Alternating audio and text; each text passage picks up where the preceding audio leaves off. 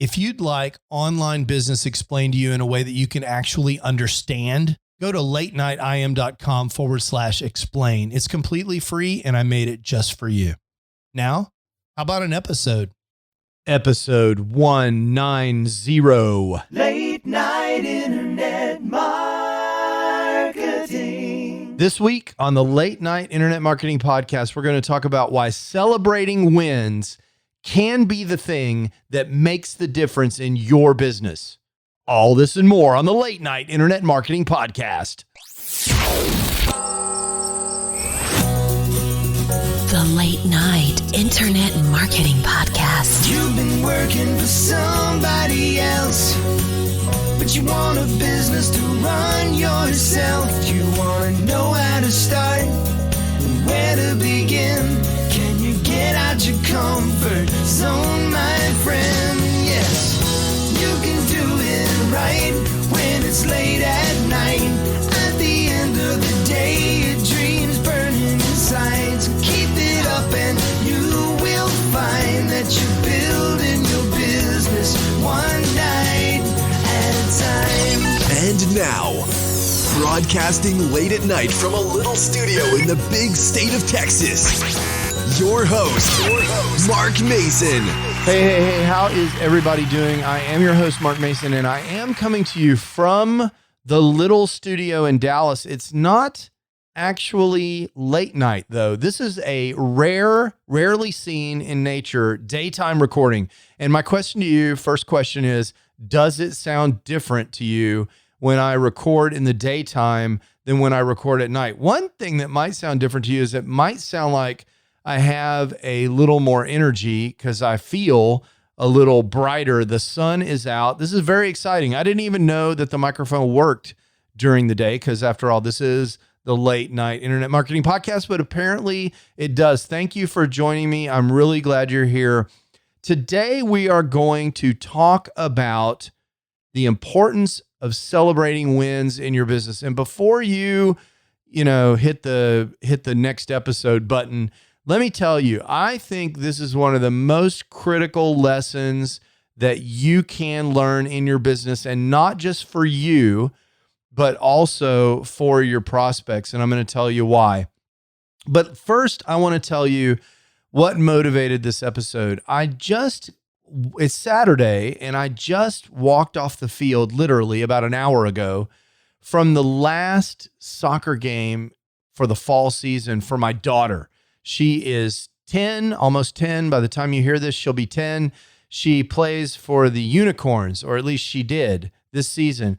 I was all decked out today. It was super cold here in Dallas, at least by Dallas standards. It was 40 degrees. I know those of you in Michigan, you're laughing at me right now. That's fine. I get you. Okay. But for me, it was cold. I had on white tights, pink socks, black short, a pink jersey, and a black hat. So I was rocking the whole pink and white and black thing. The bright pink jersey was lettered with my daughter's number 27, and the mighty Unicorns logo. I'm going to tell you a little bit about the Unicorns. My daughter's the goalie. She is a pretty good goalie. Not amazing yet. I think she has a lot of potential, but she's a pretty darn good goalie for almost 10 years old. And even though the U.S. women's soccer team has not called us yet, and in fact, if they call during this recording, I may have to pause it, she's pretty good. Not great, not amazing.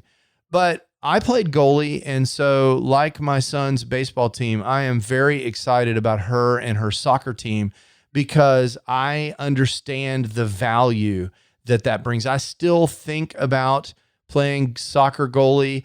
I think these youth sports experiences teach important lessons. And so I'm very excited about the fact that my daughter plays youth soccer, or I have to say played, because she is informed, her mother and myself, that this will be her last. We have just completed today her last youth soccer game. Why? The why is that even though she saved, by my count, over 100 and something goals this year, maybe more, we kind of lost count. The reason she saved 100 goals is because there were so many shots on goal. She allowed 30 at least or more. It was a rough season because, like often happens in youth soccer, particularly at the rec level, which is the level that she plays at, we lost some really good players and got some girls who hadn't played before. And we went from being in the quarterfinals of the league last season in the spring to being in dead last place for her soccer team this fall. We scored, and I'm not sure because I couldn't be at every game because I also coach baseball, so I have that thing going on, but I think we scored 1 goal all season.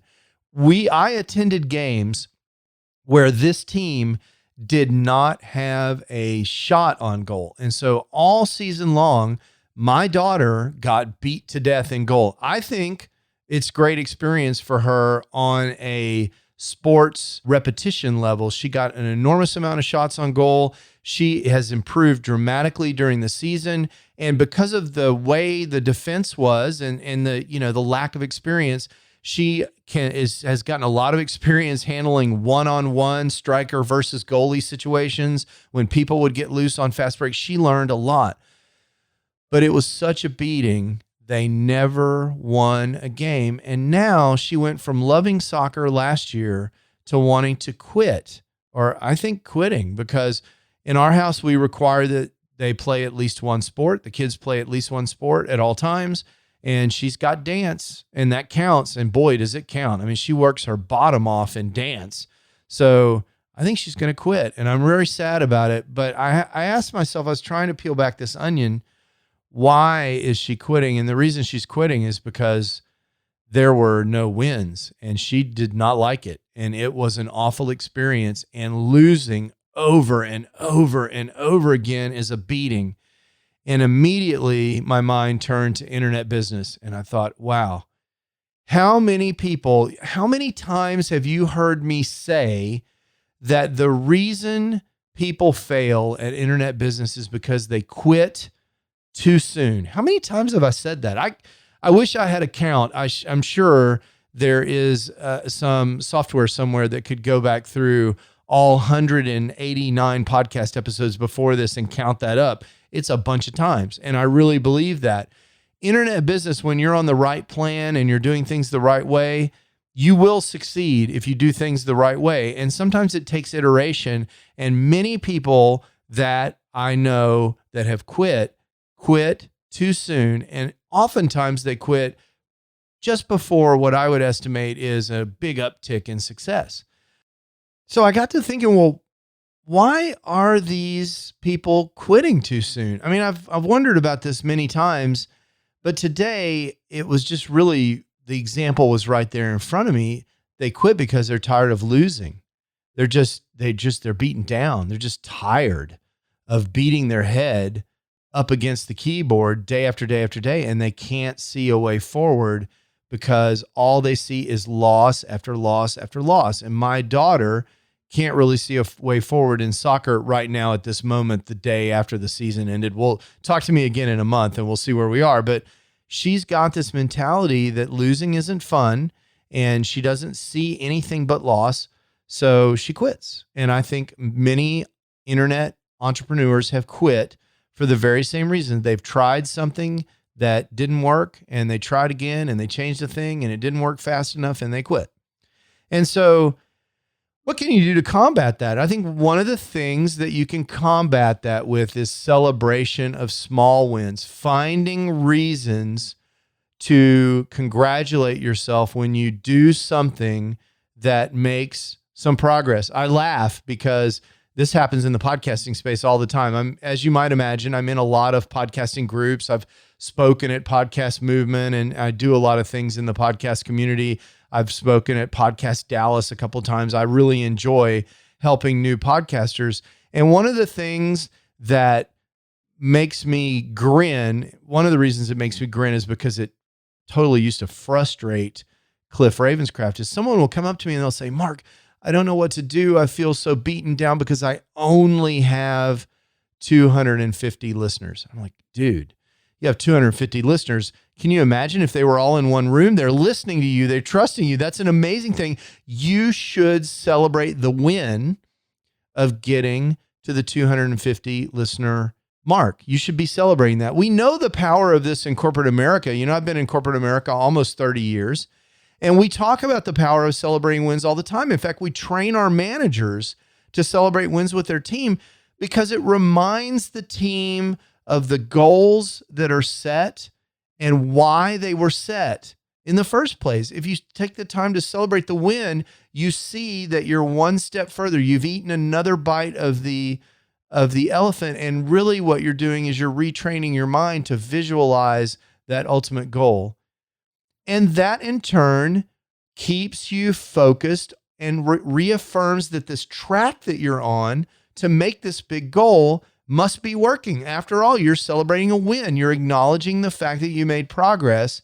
We do this in corporate America, and the result is it motivates the team to continue doing good work. And why not? I mean, they're getting acknowledged for the work that they're doing, even though everything's not working out right and they've had 17 failures this week. We'll try to pick the one thing where we're really making progress and amplify that because it has all of these effects.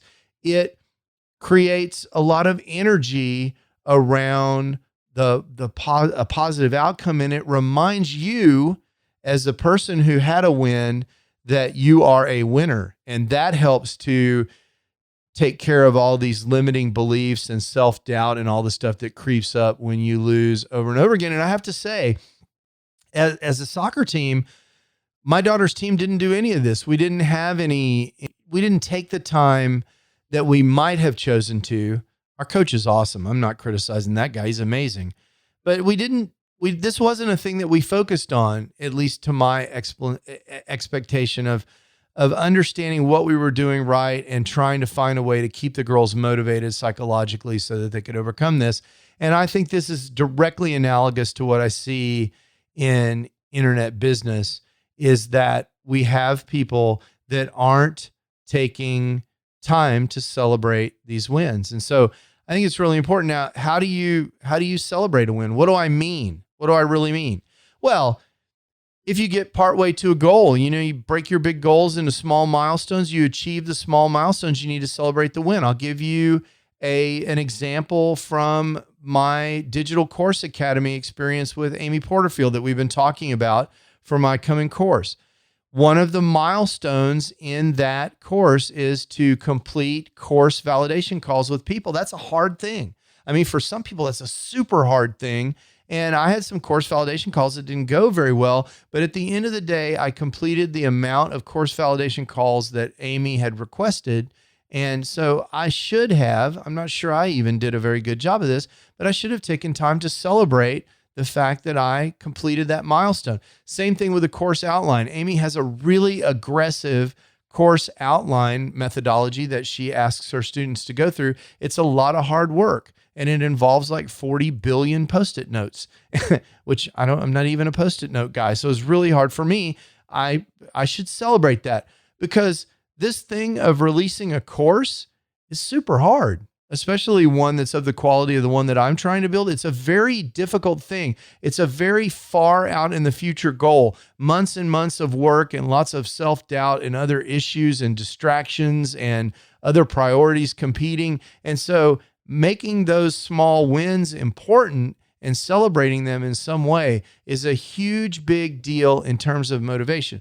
So that's for you. Celebrating small wins is for you and your business, and I hope you'll take the opportunity to do that and make it fun. If you make your first affiliate sale, take your wife out to dinner or your husband out to dinner, or go do something fun. Have an unrealistically large award for a small win. Why not? Why not reinforce the good stuff that's going on in your business? That's for you. But you can also use this with your clients, right? When your clients and customers and prospects make some achievement, encourage them to celebrate their small wins. If you're delivering content, teaching a result, getting people to move down a path, establish those checkpoints in that process in your business and take the opportunity to celebrate your customers' wins for you. I see Facebook groups, for example, where people are, like let's say in a Facebook community where you've got a bunch of like-minded people working on the same goal, like building an internet business. They have hashtags for this, hashtag win. Even if it's a very small win, if you had something go your way, put hashtag win in and make a post about what happened. It has two effects. It inspires other people, and it gets you that positive reinforcement that you need to keep going in your business. Set those kind of situations up for your customers. Another thing that I see along similar lines is a situation where people have a hashtag win Friday. Tell me your big wins this week. What went great for you? What was your win of the week? Those kind of things will have a dramatic positive effect on your customers' ability to complete whatever journey you're trying to coach them through. All of this reminds me of one of my favorite quotes around this by Howard Zinn. Now, I'm not a super huge Howard Zinn fan in terms of his politics. He's a playwright, but also a socialist, essentially taught at Boston College. He's pretty famous. You may have heard of him, but he has this great quote about this, and it goes like this. He says, "We don't have to engage in grand, heroic acts to participate in the process of change. Small acts, when multiplied by millions of people, can transform the world." And so, I think if we take this, obviously, Howard wasn't talking about internet business, but when you take that kind of idea about the power of small acts and how you can celebrate them and leverage them to make something bigger and how you can impact many people with them, I love that quote from Howard. So I hope that's helpful to you. I hope that you find a way to identify small wins, both for you and for your customers and prospects, and take the time to celebrate them in some way. Find a way to recognize them, call them out, pat yourself and your prospects on the back. In the case of yourself, reward yourself in big and small ways when you get these small wins, because it will help you stay focused on the bigger goals that seem so hard to achieve when you're looking off in the distance. But when you're focused on the near-term goal and you celebrate that goal and use that celebration as motivation to propel yourself forward, you have a much better chance of getting where you need to be.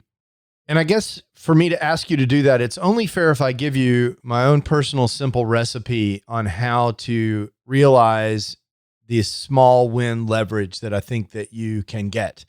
So I think in order to get small wins, one of the things that you can do is to make sure you're creating the opportunity to win at the small level. So for example, if you've got a big goal, you can break it down into smaller goals. And for me, that has meant this full focus planner approach that I've talked about in previous episodes, where I try to set goals in terms of quarters, 12-week increments, and I break those goals down into weekly goals. And every day I try to do something in order to advance and achieve my weekly goal, because a week is sort of a amount of time that I can get my head around, and I know what I need to do today in order to move that forward. And so in those weekly and daily goals, you have the opportunity, if you're using a system like that, to actually achieve a goal and win and celebrate that win. So once you've got those opportunities, the first thing you've got to do is take the time to notice a small win. It's going to be an activity that you do successfully, but you weren't quite sure that you could pull it off. It feels like a victory. You'll know it when you see it, because when you wrote it down, you weren't quite sure you were going to be able to get it done that day. And so I'm recommending that you take one of your activities for the day that you've decided you're going to do when you're planning your day, and you stretch it a little to make it a little bit uncomfortable, and then make sure you nail it. And then you've got your small win and you've improved your productivity around that point. And then you need to go ahead and agree that when you have a small win, you're going to let yourself get excited, and you're going to let yourself get excited about small things. This is a really good emotional exercise for you anyway, to sort of artificially at first generate excitement around this small thing that went right. It's going to make you feel happy. It's going to have a chemical effect in your body and release endorphins and dopamines. It's all good. And you need to manufacture that at first if that doesn't come naturally to you. And that's okay. Do it in the privacy of your own home where nobody can see you. No one will know except for me and you. You can even Voxer me if you want to at latenightim.com/Voxer and tell me about your small wins. And if not me, then communicate it to somebody. Tell somebody about your small win and why you're excited about it. That will help. So recognize it, create the opportunity, recognize it, get excited about it yourself, and communicate it. That's the idea behind that small win. And once you've done all that, then take the opportunity to reward yourself in a small way. You know, for me, maybe that reward would just be, I'm going to, take an opportunity to let myself work on something that I really want to work on that's not quite on my list. Or maybe it's that I'm going to take my wife out to dinner. Or maybe it's that I'm going to do something else, buy something that I maybe would not have normally bought. Or maybe it's that I'm going to eat something that I wouldn't normally eat. Now, for me, keto guy, it's not going to be what it used to be, which would have been a Snickers bar or some Tootsie Rolls or something like that. But you get the idea. Reinforce that excitement with something that makes you feel good. And if you can double down and say you're going to reward yourself with a 5-minute walk or a 10-minute walk, well, that's good, because now you're creating a behavior that's reinforcing your positive behavior with another positive behavior. That's a really good idea and a nifty trick that you can use, because not only are you doing something good that's walking, you're associating that positive behavior, that exercise, as something that you enjoy. It's a reward. It's a thing that you got to do. And that mental shift takes this to the level of what we call a level 1 behavior. So that's a really good thing. More on that in another podcast, or from my buddy Cliff Ravenscraft. He can tell you all about these high-level behaviors. But the idea is you want to make sure and reward yourself. Okay, that's what I've got for you today. I want you to get out there, celebrate those small wins. Now you know how. You should be good to go. Ciao. You can do it right when it's late at night. You've been listening to the Late Night Internet Marketing Podcast. Be sure to visit lnimpodcast.com today to leave feedback for Mark. Download special bonus content, access the show notes, and more. See you there. Until then, go and make some great progress on your internet business, one night at a time. Business one night at a time.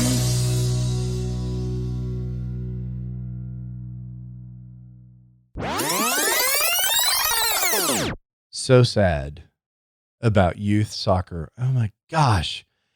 And the parents who, if you've ever coached sports, the parents of these kids, they're all over the place as far as their level of sophistication and understanding of the sport and of how to coach. And it's just this big mishmash mess. It's a mess. So in some ways, I'm really happy that this season is over. It hasn't been good for anybody.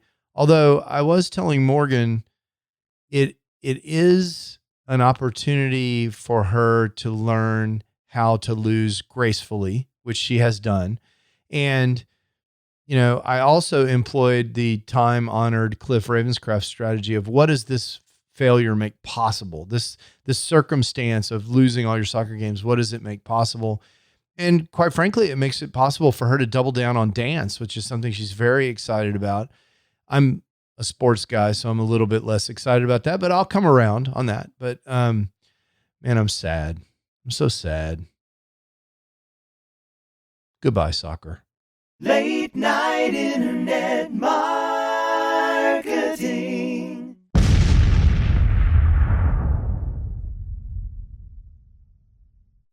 Hey, it's Mark again. I wanted to tell you one more time about this absolutely free resource that I have for helping people who are trying to get the big picture for internet marketing, actually get started and understand what all their choices are. If that's not you, there's no more content. You can skip to the end. But if you're someone who came to this podcast because you're searching for how to get started online and you just can't cut through all the noise, I get it. That was me. In 2007, when I was trying to get started, there were so many people throwing offers at me that I really couldn't even understand what all the different business models were. I couldn't understand how money moved around on the internet, and I couldn't really get a grip on what direction I wanted to go in so I could figure out how to move forward. I've created a free video resource for you just for that purpose at latenightim.com/explain. In several short videos, I just explained to you what internet marketing is all about and what online business is all about and the different options that you have for starting an online business. There's nothing to buy there. You just sign up for access and you get the videos just like that.